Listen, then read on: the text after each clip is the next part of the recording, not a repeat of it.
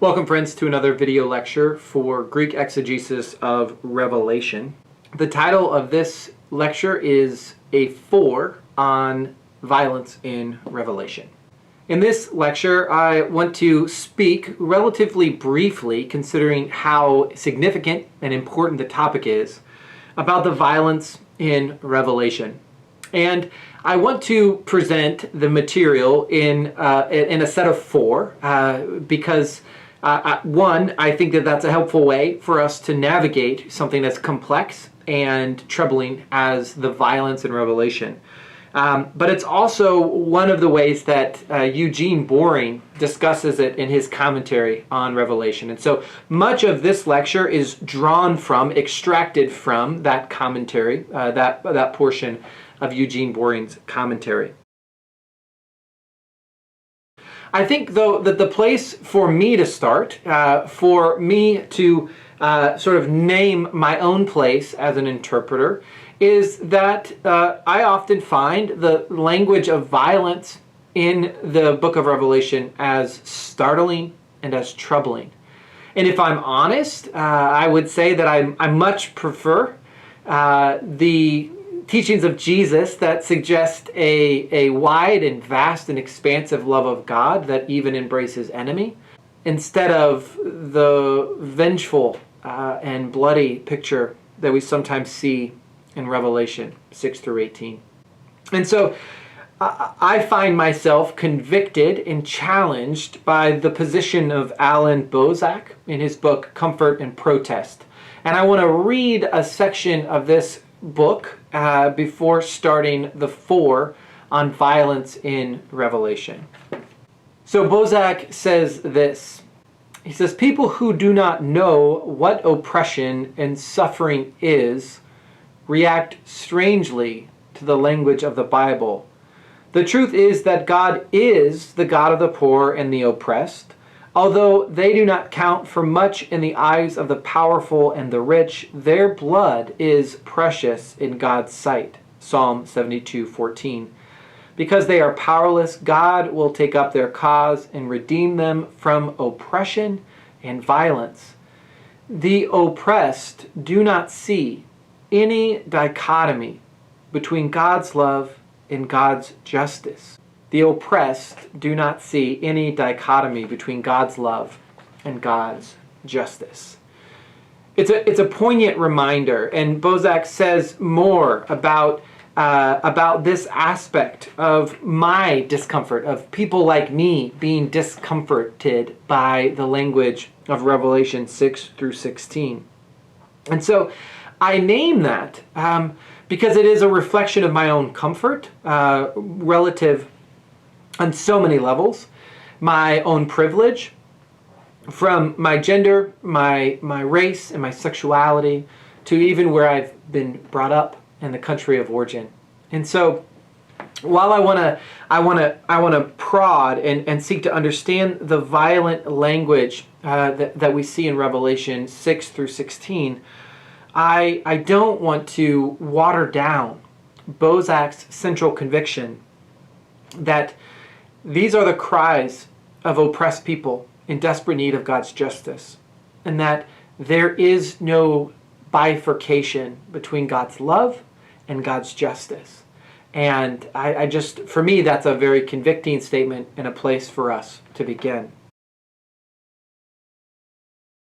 In Eugene Boring's commentary on Revelation, he starts with where I've started, and more or less, which is by recognizing that this language of Revelation 6 through 16 and even into 18 and 19 does present theological problems for many contemporary readers. We see this as perhaps in tension with the God of the Jesus that is revealed in the Gospels. We, as Bozak points out, we began to resurface Marcionism and preferring the so-called loving God of the New Testament to the vengeful and mean God of the Old Testament. So lots of theological problems, and Boring suggests that the violent imagery and the violence of Revelation can be understood if we keep 4 things in mind. The first is what he calls the givenness of John's situation. The second is his appropriation of tradition. The third is John's use of language. And finally, his theology. And so I'll cover each of these in turn. First, John's situation. The reality of suffering is a given. It's an assumed. The experience of oppression and persecution is baseline for Revelation. In many ways, the cries of Revelation that lie behind these texts are the cries of the imprecatory Psalms in the Psalm corpus. The violent or vindictive imagery in Revelation represents a community pushed to the edge, calling out for God's justice. I love this idea of a community in extremity, a community pushed to the edge, as the sort of givenness of John's situation. They're given the assurance of final victory, but before that there will be one final disastrous or hard push to get to that point. The second thing Boring says that we must keep in mind when reading this section of Revelation is John's appropriation of tradition. And so while this language may be shocking or troubling to us, Boring reminds us that it's not original. Most of it is not original to Revelation. A number of themes and motifs are drawn from other parts of the Bible or Jewish and Christian tradition. The first is that the narratives or the myths of combat that we see in the Hebrew Bible, of the submission of the chaos monster who is held at bay by God's purposes. This idea then ruminates or expands into thinking that evil is really simply a remnant of uncreation. It's a remnant of chaos that is still a part of the created order. Another theme or motif that we see is known as the apocalyptic or messianic woes. That there is this standard pattern that we see repeated. It may not always be 7, but there's this pattern of things going from bad to worse before they get better.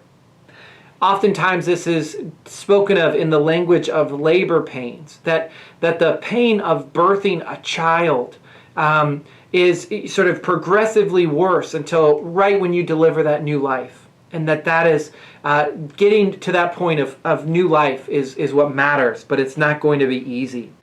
So we see that this new world that is being brought about comes about through travail and pain and destruction and violence in its own right. The third thing that Boring reminds us as a source in this earlier tradition is simply the language of Scripture. He says, almost everything in the violent pictures of the seals, trumpets, and bowls of chapters 6 through 19 is derived from biblical pictures and is described in biblical language. So as we read this material, we will see echoes and quotations of language from Exodus and the woes and the plagues that are depicted in the book of Exodus.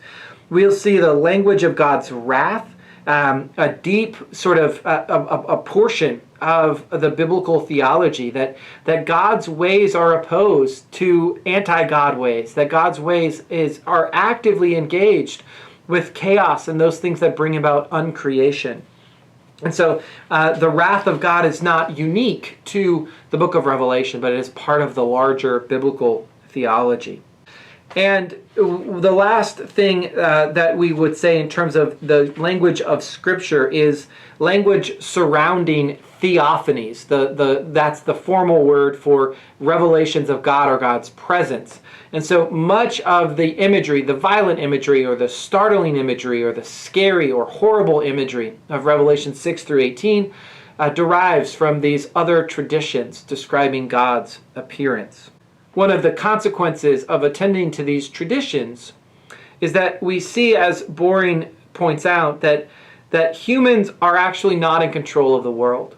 But in fact, human destiny and the destiny of the entire cosmos is in the hands of an indescribably awesome power over which humans have no control.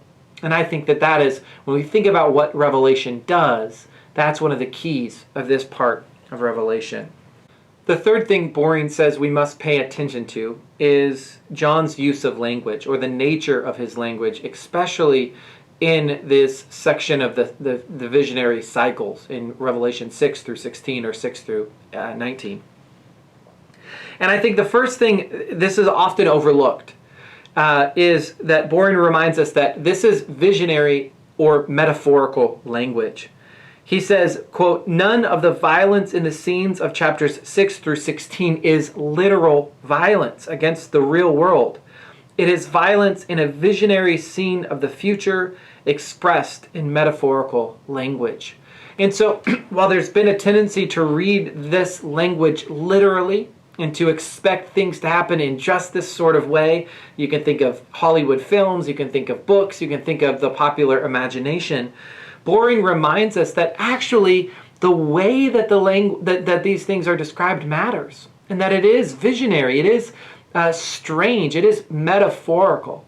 And so maybe the deeper meaning, the deeper convictions, or the deeper function of this language is more important than assuming that this is literal violence against the world. Maybe, just maybe, the sort of central claim that Blunt and others have made, that this is about God's recreation of a world bent towards injustice, allows us to see, okay, this is all symbolic of that larger goal, of that larger message.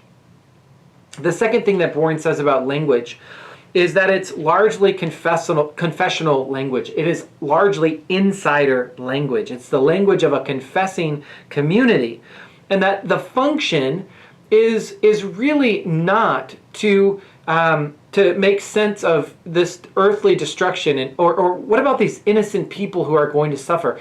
That's a good question, but that's not the question that Revelation is after.